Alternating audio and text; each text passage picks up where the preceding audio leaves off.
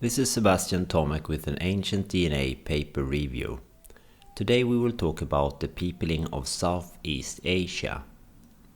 Southeast Asia, and for that matter any region with warmer climate, is troublesome from a perspective of retrieving ancient DNA from old bones.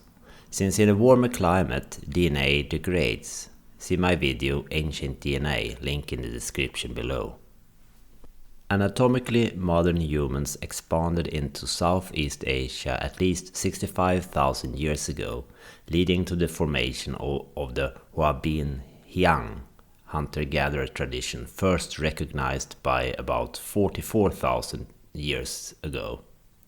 These foragers are considered the ancestor of present-day hunter-gatherers from mainland Southeast Asia. However, the East Asian phenotypic affinities of the majority of present-day Southeast Asian populations suggest that the diversity was influenced by later migrations involving rice and millet farmers from the north. These observations has generated two competing hypotheses. One states that the Hòabìnhian hunter-gatherers adopted agriculture without substantial external gene flow, and the other, the two-layer hypothesis, states that farmers from East Asia replaced the indigenous Hòabìnhian inhabitants about 4,000 years ago. The paper, The Prehistoric Peopling of Southeast Asia in Science, studies this. In this study, they obtained 26 low-coverage ancient whole genomes as well as late Neolithic, Bronze Age and Iron Age farmers from across Southeast Asia. They also sequenced mitochondrial DNA from 16 additional ancient individuals and obtained high-coverage whole genome from present-day Jahai people hunter-gatherers from Malaysia. The oldest sample in the study is an almost 8,000 years old individual from Laos. Let's review the figure. A shows age of the samples. B to D shows D statistics testings for differential affinity. B affinity to Papuans versus the Tianyuan man. The Tianyuan man is the oldest ancient DNA individual sequenced of about 40,000 years ago, belonging to the ancestral population of East Asians. The Hòabìnhian hunter-gatherers are more closely related to the East Asian source population than present-day Papua New Guineans. Second, C in the figure, we have Önge versus Tianyuan. Önge is present-day hunter-gatherers, Negrite populations from the Andaman Island. As we see, the older the sample is, or if it is a modern hunter-gatherer Negrito population, we are closer related to the Önge than to the Tianyuan man. The PCA plot they made is really nice, as they start off by scaling to the current world population sample. Note on the right the African string from East Asians to Europeans, and African on the other hand down in the corner. Then they zoom in on the sample at hand. Ancient DNA samples are black dots. There are 6 distinct groups.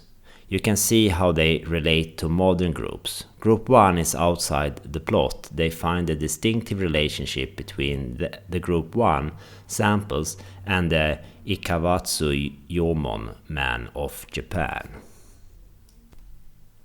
Present-day Southeast Asian populations derive ancestry from at least 4 ancient populations. The oldest layer consists of mainland Hòabìnhians, who share ancestry with present-day Andamese, Önge, Malaysian Jehai and ancient Japanese Ikawatsu-Yomon man. Consistent with the two-layer hypothesis, there is a change in ancestry about 4,000 years ago, supporting a demographic expansion from East Asia into Southeast Asia during the Neolithic transition to farming. However, despite changes in the genetic structure coinciding with this transition, Evidence of admixture indicates that migration from East Asia did not simply replace the previous occupants. Additionally, late Neolithic farmers share ancestry with present-day Austroasiatic-speaking hill tribes, in agreement with the hypothesis of an early Austroasiatic farmer expansion. By 2000 years ago, Southeast Asian individuals carry additional East Asian ancestry components absent in the late Neolithic samples, much like present-day populations. One component likely represents the introduction of ancestral Kredai languages, like Thai, in mainland Southeast Asia, and another the Austronesian expansion into island Southeast Asia, reaching Indonesia by 2.1 thousand years ago and the Philippines by 1.8 thousand years ago. The evidence described here favors a complex model involving a demographic transition in which the original Hòabìnhians admixed with multiple incoming waves of East Asian migration associated with the Austroasiatic, Kredai, and Austronesian language speakers.